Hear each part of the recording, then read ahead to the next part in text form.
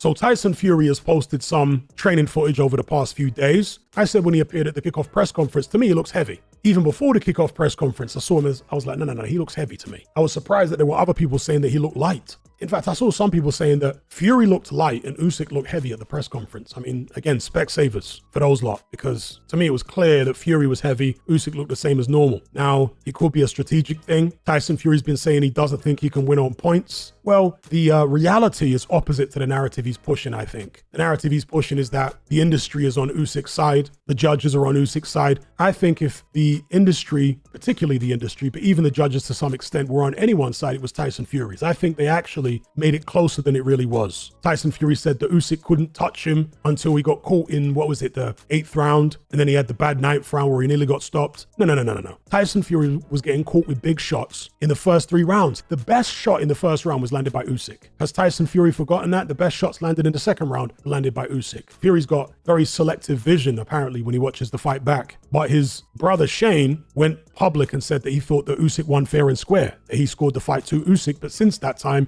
he's said in other interviews that he's gone back and forth. Sometimes he watches it and thinks that his brother Tyson won. Other times he watches it and thinks that Usyk won. Maybe his brother Tyson had a go at him for saying that he thought that Usyk won. You know what I mean? Probably did. Anyway, for me, Tyson Fury looks heavy. It could be strategic. It could be, I need to knock Alexander Usyk out, so I'm going to try and come in heavy, a similar weight to what he was in the second Deontay Wilder fight. Do something similar to what he did to Steve Cunningham. That could be the thinking. You see, I'm not particularly convinced by this narrative that Tyson Fury, was tired against Usyk because of the lack of sparring. I'm not convinced by that because he had plenty of sparring for the first camp. So going into the next camp, he would have retained a lot of the sharpness. It's not like a guy who hasn't fought for 6 months and then he signs to fight somebody and he goes into a fight without any sparring. No. That's very different because he's literally had 6 months with no sparring. Tyson Fury had maybe 2 months at most with no sparring. And presumably he would have done some type of sparring, at least body sparring with headgear on. So I'm not particularly convinced by that. I know the Fury camp need to find something to build their confidence back up off of. But yeah, for me, I don't really buy it. I thought that Tyson Fury had ample preparation for the first Usyk fight. And the reason he got tired is because he just isn't used to fighting at that kind of pace. Tyson Fury, if you watch all of his fights that he's ever had, he's able to either not throw a lot of shots by just messing around on the back foot, or he's able to grab his opponent in spots, especially after the first few rounds, and take breaks in clinches. His opponent isn't constantly on him. They're always having to struggle, basically, because they're slow-footed to get close to him. And he can just mess about. He doesn't even need to put that much effort in. Against Usyk, I want you guys to go watch the 7th round again, for anybody who doubts what I'm saying here. In the 7th round, Tyson Fury starts turning away. He starts looking away. As Usyk's coming out, Usyk never looks away from Tyson. He's always on him, always fixated on him. And Tyson Fury starts looking away. He starts looking left and right. Let's say they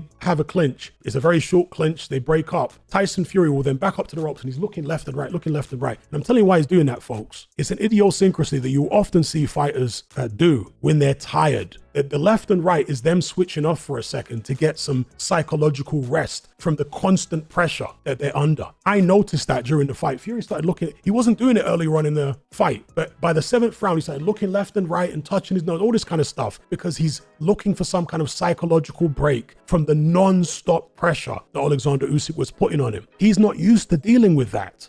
Tyson Fury thought once he had those good rounds in the middle of the fight where he was able to hurt Alexander Usyk, he thought that he would now get the space, the time and space to be able to relax into his boxing, because Usyk weren't giving him the time and the space in the first 3 rounds. He was tagging Fury with good shots. In those middle rounds, Fury was like, okay, I've landed some big shots now. I've backed him up. Now I'll be able to control him like I control everybody else. But Usyk is not like everybody else. He's more determined than everybody else. And he wasn't discouraged.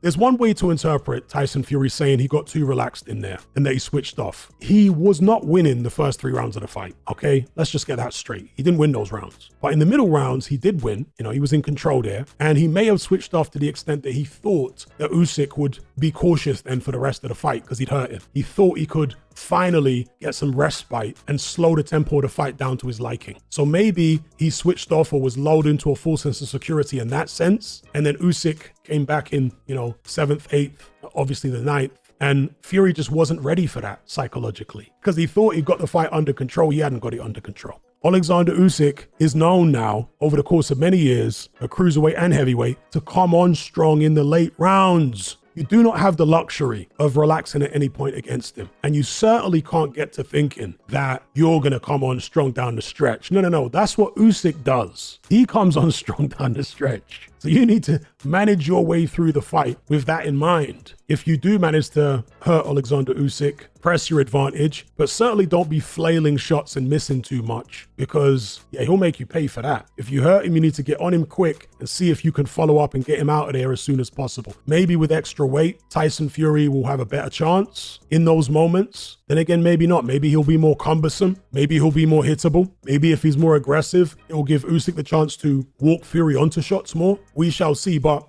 speaking of John Fury, he obviously got a lot of flack for the first fight, his work in the corner. If you listen to John Fury during the first couple rounds of the fight, and I think it's in the second round, John Fury shouts to his son Tyson, "Come forward now and push him back." He was saying that as early as the second round. So his dad, John, to his credit, didn't think the back foot stuff was a good idea based upon what he saw in the first 2 rounds. Yeah, because when you got a guy like Usyk coming at you, he was stabbing Tyson to the body. Time and time again, body.